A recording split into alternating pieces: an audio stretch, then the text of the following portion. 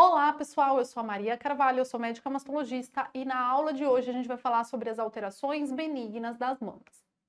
Então, na aula de hoje, a gente vai revisar os conceitos de nódulo, de dor mamária e o fluxo papilar, que são as principais queixas das pacientes no consultório. Começando com o nódulo.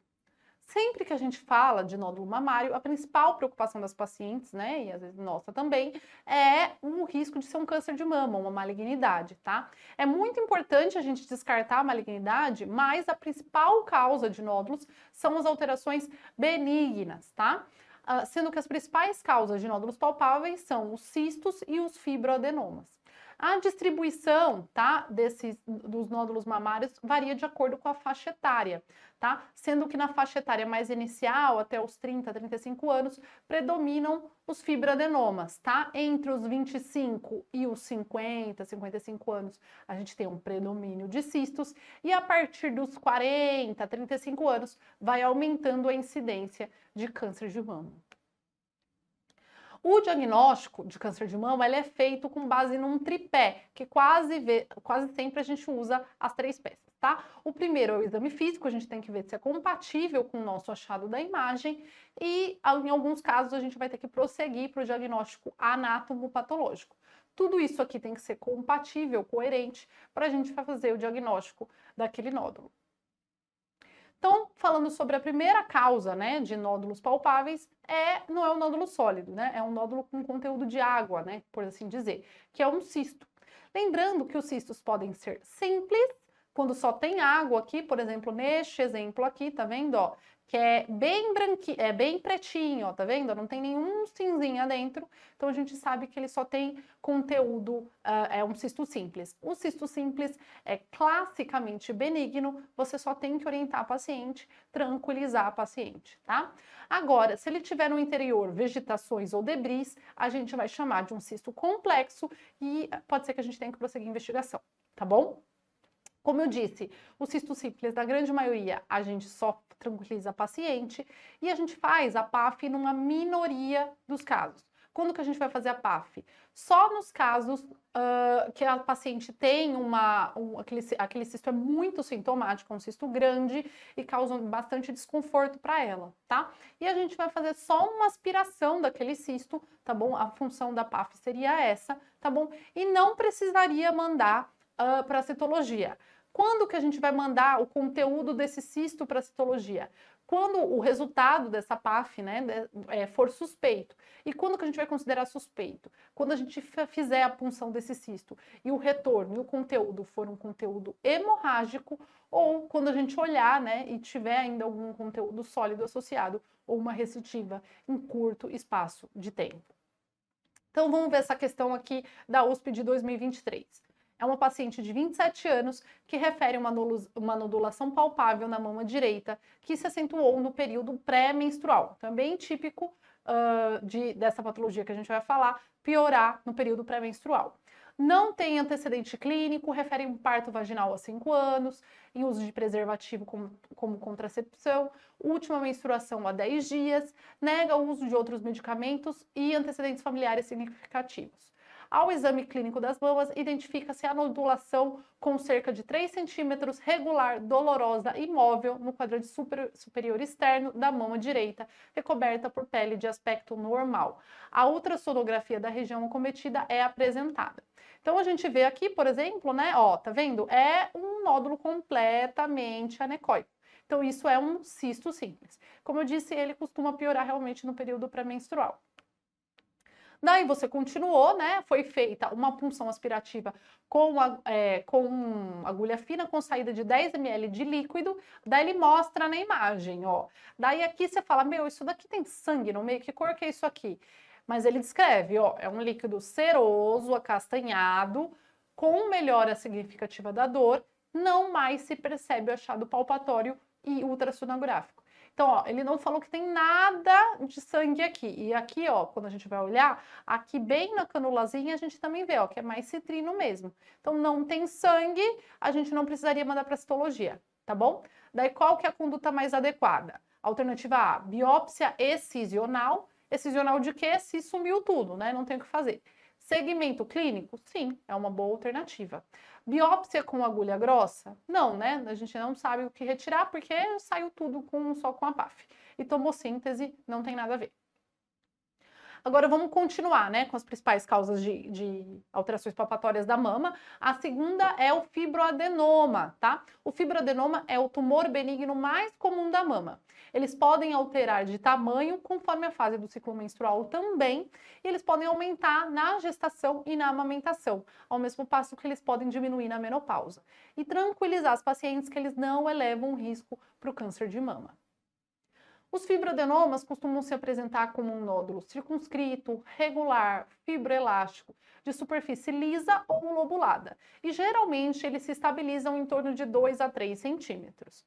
A gente tem fibroadenoma maior do que isso, tem fibroadenoma até gigante, mas se ele saiu desse tamanho tradicional, a gente tem que se atentar para poder pensar na possibilidade de ser o irmão do fibroadenoma, que a gente vai falar mais para frente, que é o tumor filóides.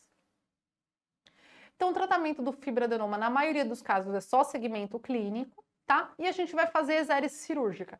Quando o tamanho desse nódulo for maior do que esses 2, 3 centímetros, e a gente suspeitar, né, justamente para descartar que seja um tumor filóides, se ele for sintomático, então às vezes ele não é nem tão grande, mas está numa região que abala o contorno da mama, ou às vezes ele está na região ali que pega no sutiã e fica incomodando a paciente. Sempre que ele tiver uma alteração radiológica suspeita, e a gente pode considerar nos casos de alto risco familiar e cancerofobia, não porque fibroadenoma vai virar câncer nessas pacientes, mas porque às vezes elas não toleram saber que elas têm um nódulo dentro da mama, e daí elas têm que tirar, daí você pode considerar nesses casos, desde que você esclareça bem a paciente, tá? Agora, aquilo que eu estava falando, tá? Tanto fibroadenoma quanto o tumor filóides, eles estão dentro de um espectro de lesões chamada lesão fibroepitelial, tá? Sendo que o fibroadenoma está num espectro com um menor número de mitoses e menor celularidade do estroma, e o tumor filóides está num maior espectro, um espectro de maior número de mitoses e celularidade do estroma. Isso daqui é mais para mostrar a mudança a evolução desse espectro da doença, não que o fibroadenoma vai virar tumor filóides. Tá bom? E lembrar, tá, que o tumor filóides ele tem 3 categorias, o benigno, o borderline e o maligno, sendo que também essa evolução do número de mitoses e celularidade vai aumentando do benigno até o maligno. O tumor filóides é o diagnóstico diferencial do fibroadenoma. Ele costuma cometer uma faixa etária mais velha, de 40 a 50 anos, em comparação ao fibroadenoma, mas ele é bem mais raro também, tá? Ele comete menos de 1% dos tumores, tá? Ele pode ter um crescimento contínuo e rápido, ó, aqui a gente está vendo até um caso meio extremo, ele cresceu e a mama dessa paciente ficou completamente deformada em relação à outra, tá? O tratamento do tumor filóides é a exérese cirúrgica com margem. Por que com margem? Porque a principal complicação é a recorrência local. O tumor filóides benigno, a evolução para metástase é bastante rara, mas quando ele tem metástase, ele ocorre por disseminação hematogênica e não disseminação linfonodal, como é o câncer de mama. Agora vamos falar um pouquinho sobre a tão falada FBM, né, que são as alterações funcionais benignas da mama. Então, uma paciente que tem a FBM, como que ela vai chegar para você? Ela geralmente vai queixar de dor nas mamas. Geralmente, o lugar mais típico de dor são nos quadrantes superolaterais.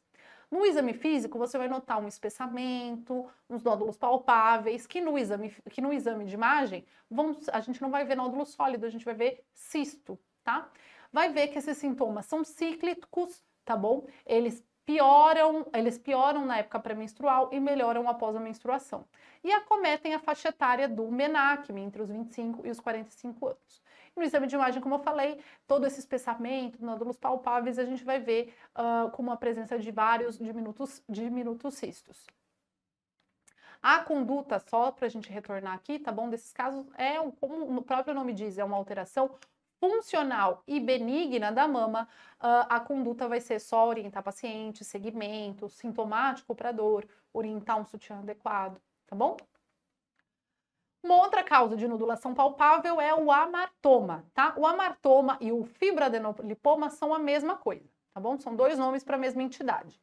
é uma entidade benigna e pouco frequente. E é um dos únicos casos, né, que a mamografia é um bom exame para ver esse tipo de nódulo. Por quê? Porque aqui, ó, a gente vê direitinho nesse nódulo, ó, tá vendo que é uma cápsula e que dentro dessa cápsula, ó, parece fora. É tipo parênquima mamário dentro de uma cápsula, encapsulado. A gente chama de breast in a breast. E a conduta é só tranquilizar a paciente, nada a fazer. Então, questão da Santa Casa. Paciente de 34 anos de idade, sem morbidades crônicas conhecidas, queixa-se de nódulo na mama direita, que notou há uma semana ao realizar autoexame pela primeira vez. A paciente realizou ultrassonografia de mamas que evidenciou um nódulo na mama direita com contornos, ó, aqui, ó, irregular, orientação vertical, textura heterogênea, limites parcialmente definidos e sombra acústica posterior. Então, a gente viu que tudo que ele falou é critério de suspeição, tá? Medindo 2 centímetros por 1,5 por 1. Nesse caso hipotético, a conduta a ser adotada é... Então, a gente viu um nódulo com suspeição, né? A conduta é biópsia. E qual que é o tipo de biópsia? Biópsia cirúrgica? Não, né? Eu falei lá na aula de propedêutica, a gente evita fazer uma cirurgia sem o diagnóstico por agulha, tá bom? Justamente porque a cirurgia benigna, da lesão benigna e a cirurgia da lesão maligna são completamente diferentes. Alternativa B, realizar biópsia por agulha grossa? Sim, uma excelente alternativa, tá? Repetir a ultrassonografia em 3 meses? 3 meses não existe esse fluxograma para nada, tá? Alternativa D, acalmar a paciente porque a imagem é sugestiva de fibroadenoma. Olha, eventualmente, você pode fazer uma biópsia e às vezes pode até vir, mas essa característica, ó, irregular, não é sugestivo de fibroadenoma, tá bom? Você não vai tranquilizar a paciente, você vai fazer biópsia. Daí a alternativa E, realizar a punção por agulha fina. Aí já tá errado, tá bom? Porque a gente lembra na aula lá de propedêutica, agulha fina a gente vai utilizar para linfonodo e para punção de cisto simples. Questão do ABC de 2023. Mulher de 43 anos de idade, gesta 4 para 3, um abortamento, refere que no seu autoexame das mamas, que fez durante o banho, observou um caroço na mama esquerda. O médico solicitou uma ultrassonografia que mostrou uma imagem, ó, anecoide, grifa aqui, ó, anecoide regular, de limites precisos, com reforço acústico posterior, tá? Eixo horizontal maior que o sagital. Então, ó, anecoide, conteúdo anecoide é cisto simples, se for só anecoide, ele não fala de mais nada, tá vendo? Anecoide é cisto, então a resposta já é cisto mamário. Ó, por que não é nenhuma das outras coisas? Ó, carcinoma filóides, fibroadenoma e câncer de mama são todos tumores sólidos, não é. Cisto complexo não é porque ele só falou de conteúdo anecoide, não falou com debris, com conteúdo sólido, nem nada disso. Agora vamos para outra queixa, que é o fluxo papilar. O fluxo papilar é a exteriorização de fluxo pela papila fora do ciclo gravídico puerperal. A gente também tem que lembrar das causas de malignidade, tá bom? Nesses casos, mais de 90 a 95% dos casos de fluxo são de origem benigna. Ela é mais comum nas mulheres no menarquime, mas quando acontecer em uma paciente idosa, tem que levantar ali o seu grau de suspeição, porque o risco de malignidade aumenta. E a gente subdivide o fluxo papilar em fluxo papilar com secreção láctea, que a gente chama de galactorreia, e de não láctea, que a gente chama de telorreia. Agora, falando do fluxo papilar que a gente sabe que é fisiológico, tá? Ele acomete até 2/3 das pacientes que não são lactantes, elas podem ter algum grau de secreção pela papila, principalmente se ela faz um estímulo excessivo do mamilo. Então, se ela fica comprimindo o mamilo, vai vazar um conteúdo lá que estava estocado dentro do ducto, tá? Não está associado a patologias malignas e não há terapia específica, além de você orientar e falar para ela não fazer expressão das mamas, tá? Agora, o fluxo patológico, ele está relacionado a lesões proliferativas, como o papiloma intraductal, tá? Ou ao carcinoma, e você sempre tem que descartar essas condições. Quando um paciente com fluxo papilar está na sua frente, você tem que caracterizar as seguintes coisas, tá? A idade do paciente, né? justamente porque eu falei que nas idosas ele é mais suspeito.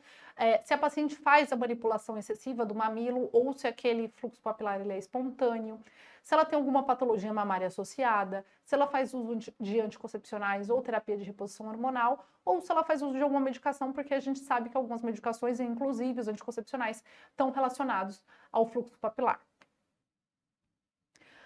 No exame físico, a gente vai ter que caracterizar, né, esse fluxo papilar como sendo unilateral ou bilateral, tá? Em uma ou nas duas mamas.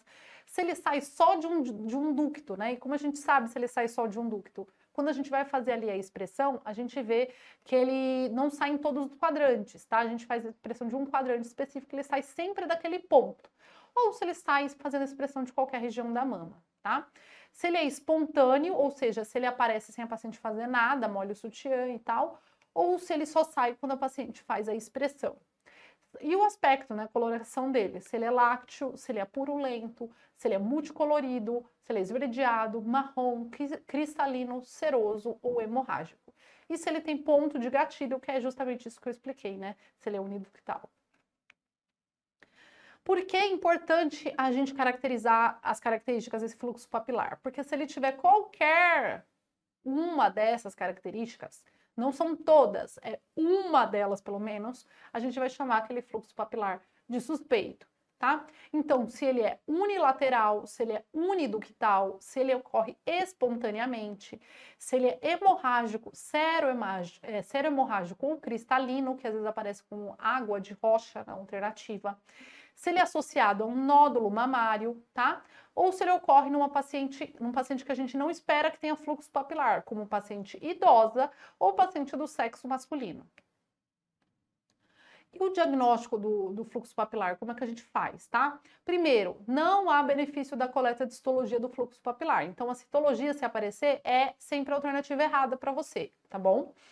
A mamografia a gente sempre vai fazer, né, se a paciente estiver acima dos 30 ou 40 anos, tá bom? Mas lembrar que a gente faz porque a gente tem que excluir outras lesões concomitantes, tá bom? Porque a sensibilidade da mamografia para a detecção do diagnóstico do fluxo papilar é baixíssima, de 26%, tá? Junto a gente pede ultrassom porque a sensibilidade também já sobe de 26% para 63% com ultrassom, mas não é uma Brastemp, né? Não é uma grande sensibilidade. Tá? Por outro lado, se você tem a ressonância disponível, tá? A gente vê que a sensibilidade sobe bastante, sobe para 90%. E a gente vai pedir nos casos que a mamografia e o ultrassom não permitiram o diagnóstico. Então, como é que a gente vai fazer, tá? O segmento do fluxo papilar? Então, primeiro, o paciente com fluxo papilar, a gente vai ver se ele tem qualquer um daqueles critérios de suspeição. Tá? E quais são eles? Relembrando, se ele for espontâneo, unilateral, uniductal, hemorrágico, cristalino, serohemorrágico ou associado a um nódulo, ou em idosas ou em pacientes do sexo masculino. Qualquer uma dessas é suspeito, tá? Se não tiver nenhuma dessas características, você faz os exames da rotina, se tiver tudo ok, você tranquiliza a paciente, tá bom? Se tiver alguma dessas características, é um fluxo suspeito, você começa a investigação com a mamografia e com o ultrassom.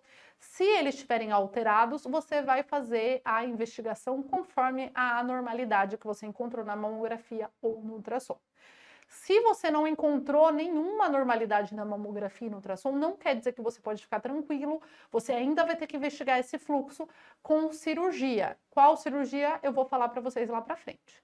Agora, se você tiver uma ressonância, é melhor, depois dessa mamografia, desse ultrassom que você não viu nenhuma alteração, fazer a ressonância. Se ela classificar achar alguma alteração, você vai tratar conforme a alteração da ressonância. Se você não achar, você vai fazer essa cirurgia que eu vou falar lá pra frente. Então, fluxo papilar suspeito, a investigação e a cirurgia, a investigação através da cirurgia está indicada, tá bom? Se você tem algum exame de imagem, ou mamografia, ultrassom ou ressonância que mostra a causa, você vai fazer o tratamento específico. Se você não achou a causa, você ainda vai ter que investigar. Se essa paciente for jovem, tiver desejo de amamentar e você conseguir identificar o ducto acometido, né, tiver um ponto de gatilho, você pode fazer a ressecção do ducto acometido só. Agora, se não tiver ponto de gatilho, ou se a paciente não tiver desejo de amamentar, ou for uma paciente na pós-menopausa, você vai fazer a ressecção de todos os ductos principais ali atrás da papila. Vou falar agora da galactorreia, tá? A galactorreia, como eu tinha dito, é uma secreção láctea que sai pela papila, ocasionada por fatores não mamários. Então, não é uma alteração mamária intrínseca, é algum fator que aumenta o nível de prolactina, tá? A causa mais comum são os medicamentos que são supressores da dopamina, e com essa supressão da dopamina, sobe a prolactina, e daí a prolactina leva ao desencadeamento da produção de leite. Então, para a gente lembrar as principais causas, né? Agora, as causas farmacológicas, né? Que eu disse que são as principais. A gente tem os hormônios, tá? Então, o uso de estrogênio, por isso que eu falei de reposição hormonal. De estrogênio, anticoncepção oral, hormônios tiroidianos, alguns psicotrópicos, como inibidores da recaptação da serotonina, antidepressivo tricíclico, alguns antieméticos, como a metoclopramida e a domperidona, todos esses podem causar aumento da prolactina.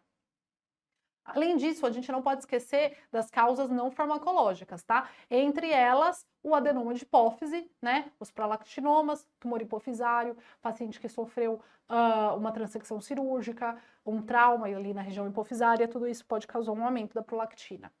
Além disso, a gente sabe que lesões na parede torácica também podem causar esse estímulo. Então, paciente que teve herpes zoster, já fez uma toracotomia, já fez uma mastectomia, isso daí pode causar, né, um aumento de prolactina e ela ter um fluxo mamário na outra mama, queimadura, dermatite, traumatismo. Algumas doenças sistêmicas a gente sabe também que estão associadas, como a insuficiência renal crônica, o Addison, o Cushing, a produção ectópica de prolactina pelo carcinoma broncogênico e pelo hipernefroma. E outras situações também que podem causar um aumento de prolactina, tá? Como o quadro de anovulação, às vezes até o coito pode causar ali por estimulação do colo do útero, a dilatação do colo do útero, tá? A curetagem justamente por ter causado dilatação do colo do útero, uma estimulação mamária excessiva, tá? Paciente que fez esterectomia, paciente que colocou DIU, tá? Até pela questão da dilatação do colo, paciente com pseudociese, tá? Tudo isso pode aumentar a prolactina. Como causa, tá bom, de fluxo papilar patológico, tá bom, a gente sempre tem que lembrar do papiloma intraductal, tá? O papiloma intraductal é uma lesão no epitélio lá dentro do ducto mamário. E a gente pode subdividir eles em central e periférico, tá? Sendo que os centrais ficam ali na região central da papila, ali bem na região da papila, e os periféricos ficam nos ductos periféricos da mama. Tá? O quadro clínico costuma ser de um fluxo papilar suspeito, né, um fluxo papilar sanguinolento, e os exames de imagem podem ver, né, não é sempre que consegue ver, mas pode ver nódulo, um cisto complexo, um ducto com conteúdo sólido ou um ducto dilatado. Quando a gente pega o resultado de um anatom patológico de um papiloma intraductal, a gente sempre tem que procurar se ele descreve que tem atipia ou não tem atipia, tá? Por quê? Porque quando o papiloma tem células atípicas, isso eleva o risco para câncer de mama. E qual vai ser o tratamento do papiloma intraductal? Sempre que tiver atipia, a gente tem que fazer uma excisão cirúrgica daquela lesão. Quando não tem atipia, o tratamento é controverso, mas geralmente a gente retira a lesão residual que tiver sobrado depois da biópsia por agulha. Então, aqui, ó, questão da USP de 2019. Mulher, 45 anos de idade, queixa-se de saída de sangue pelo mamilo. Ao exame, observa saída de derrame papilar sanguinolento por ducto único à direita. Então, ó, todos os critérios de suspeição, né? Derrame papilar sanguinolento, um único ducto e uma única mama. A palpação foi normal, do parênquima mamário axilar, e ele pergunta, ó o que ele pergunta, porque essa questão sempre alguém vem me perguntar, tá? Qual é o exame mais adequado para investigação diagnóstica? Ele não está perguntando o exame que todo mundo vai ter que fazer. Ele está perguntando qual desses exames é melhor para fazer diagnóstico de um papiloma, de um fluxo papilar, tá bom? Então, citologia sempre está errado. A mamografia, a gente sempre vai ter que fazer, mas a sensibilidade é de 26%. Tá? PET-CT não tem nada a ver e ressonância magnética tem uma sensibilidade maior. Falar um pouco agora da mastalgia. A mastalgia é um sintoma também bem comum, ele acomete de 60% a 70% das mulheres, principalmente em idade reprodutiva. E é bem comum as pacientes chegarem e referirem medo, né, uma angústia por causa dessa dor, porque elas acham que aquilo tem associação com câncer de mama. Mas a gente tem que orientar aquelas pacientes que a correlação da dor mamária com câncer de mama é bem pouca, assim, menos de 2%. A causa da mastalgia não é totalmente conhecida, mas a gente sabe que pode ter uma relação com a sensibilidade daquele parênquima mamário aos hormônios sexuais femininos, tá? Além disso, pode ter um componente psicológico de estresse associado. Sempre que a gente vê uma paciente com mastalgia, a gente tem que dividir aquela mastalgia em mastalgia cíclica e mastalgia acíclica. A cíclica é aquela bem típica de benignidade, é aquela mastalgia que piora no período pré-menstrual e melhora depois da menstruação. A cíclica não tem relação alguma com o ciclo menstrual, tá? E ver se aquela dor realmente tem uma origem mamária ou se tem uma origem extra-mamária, tá? Porque muitas vezes a gente vê que a paciente fala que tá com dor na mama e quando você vai conversar com ela, é uma dor que ela só tá referindo ali na mama, é uma dor de outro lugar. Então, lembrar de causas de mastalgia acíclica, tá? Já porque a cíclica eu falei que é realmente esse desbalanço entre a receptividade daquele parênquima mamário e os hormônios sexuais da mulher, e quando é cíclica, geralmente elas são benignas, a gente não tem que fazer nada além de orientar. As causas de mastalgia acíclica são ectasia ductal, a hipertrofia mamária, ou seja, mamas muito volumosas, macrocistos mamários, ou seja, aquele cisto muito grande que às vezes você tem que fazer uma PAF para poder dar um conforto melhor para a paciente, um trauma mamário ou a tromboflebite superficial das veias da parede torácica, que é a síndrome de Mondor. Entre as causas extramamárias que as pacientes podem referir dor nas mamas, a gente tem a costocondrite external, você vai palpar ali o espaço intercostal, e daí você vê que a dor vem dali, tá? Herpes zoster, angina, acredite ou não, já peguei paciente no ambulatório que ela tava, ai doutora, me atende logo porque eu tô com bastante dor no peito, daí quando você vê a dor no peito, é dor no peito, é uma angina, não era dor no seio, tá bom? Alguma alteração no trato gastrointestinal, como um refluxo gastroesofágico, colecistite, alguma alteração musculoesquelética, bursite, neurite intercostal. Alguns medicamentos, tá? Eles podem causar mastalgia. Lembra bastante lá a questão dos medicamentos do fluxo papilar, mas não são todos iguais, tá? São os medicamentos hormonais, tá? Esses aqui são os medicamentos que podem causar mastalgia, como estrogênio, progesterona, clomifeno, ciproterona, antidepressivos, ansiolíticos, antipsicóticos, alguns antipertensivos, alguns antimicrobianos, tá bom? E o tratamento da mastalgia, que é a que não for, né, de característica benigna, a gente vai fazer o tratamento apropriado, mas a benigna a gente vai fazer um tratamento não medicamentoso, de orientar a paciente, que aquilo é benigno, orientar o uso de sutiã adequado. E qual que é um sutiã adequado? É um sutiã, no caso das pacientes que têm mama bastante volumosa, um sutiã que ofereça bastante sustentação das mamas, tipo um top de ginástica, para mamas muito volumosas, orientar um que tem uma alça mais larga, que não tem aquele ferrinho embaixo, que também causa bastante desconforto, tá? Orientar para nos períodos de dor usar analgésico e anti-inflamatório, a gente gosta bastante de usar anti-inflamatório tópico, tá bom? Para os casos, né, que tiver um componente ansioso, a gente pode, ou depressivo, né, a gente pode prescrever os antidepressivos e os ansiolíticos, tá bom? E para casos de exceção, caso que nada melhora, uma dor que prejudica bastante a qualidade de vida da paciente, a gente pode prescrever, tá, o tamoxifeno, tá? Então vamos lá, questão de 2023 da USP Ribeirão. Mulher, 27 anos de idade, gestal 1 para 1, usuária de DIU de cobre, menstruando regularmente, queixa de dor intensa no quadrante superolateral da mama direita há 3 meses, piora importante no período menstrual e melhora parcial após. Está preocupada com o histórico de câncer na família, pois a tia-avó materna teve câncer de mama aos 68 anos. Então a gente vê que foi a tia-avó com câncer de mama já idosa. Então não é um histórico familiar, mas não é um histórico familiar tão importante. No exame físico, mama sem nódulos ou lesões. As cadeias linfonodais sem alterações. Dor a palpação da mama direita ali às 10 horas, ali no quadrante superolateral. No ultrassom, ó, ultrassom de mamas realizadas há 10 dias. Cistos mamários bilaterais, tá? O maior diâmetro de 0,5 centímetro, BIRADS 2. Então isso aqui tá bem com cara de FBM, né? De alteração funcional benigna da mama. Qual que é a melhor conduta nesse caso, tá? Ultrassom em 6 meses? Não, né? BIRADS é 2, em teoria não precisa repetir o ultrassom. Solicitar ressonância magnética? Não, né? Eu não tô querendo nem repetir o ultrassom, imagina a ressonância. Tranquilizar a paciente, prescrever anti-inflamatório tópico? Sim, né? Essa é a resposta. Teste terapêutico com tamoxifeno? Não, né? O tamoxifeno a gente pode usar para mastalgia, mas é para casos assim bem selecionados, que houve falha de todo o resto que a gente já tentou. Agora, para finalizar, vamos falar um pouco sobre mastite. Lembrar que a principal causa de mastite é a mastite do ciclo gravídico puerperal, né? A mastite paciente que está amamentando, a mastite puerperal. Ela ocorre pela transmissão pelo neonato de bactérias da flora oral durante a sucção, tá? Isso pode causar fissuras na papila.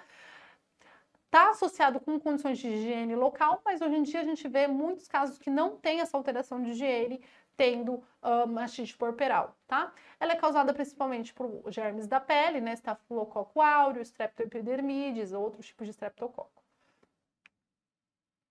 Aqui a gente tem um exemplo, tá bom? Aqui é um caso até extremo de um abscesso puerperal, né? Que abscedou para a pele e tá drenando espontaneamente. E o tratamento da mastite puerperal, tá? Sempre que aquela papila não estiver drenando o pus, você pode manter a amamentação naquela mama. Se tiver abscesso drenando o pus ali para aquela papila, você muda, lembrar de manter a amamentação, mas pela outra mama, mas realizar a ordenha dessa mama, tá bom? O tratamento da mastite puerperal é com antibiótico, tá bom? Os casos menos complicados, pode prescrever cefalexina, mas a gente tem outras opções, né? Como a clindamicina e os casos que tem abscesso, você vai internar, fazer antibiótico terapia endovenosa, tá bom? Se tiver abscesso, sempre drenar, tá? Nunca fica lá deixando o abscesso, achar que vai resolver com antibiótico, porque não vai, tá bom? A drenagem pode ser cirúrgica ou uma drenagem percutânea por agulha. Apesar da mastite puerperal ser a mais comum causa de mastite infecciosa, a gente tem outras causas fora desse ciclo puerperal, tá bom?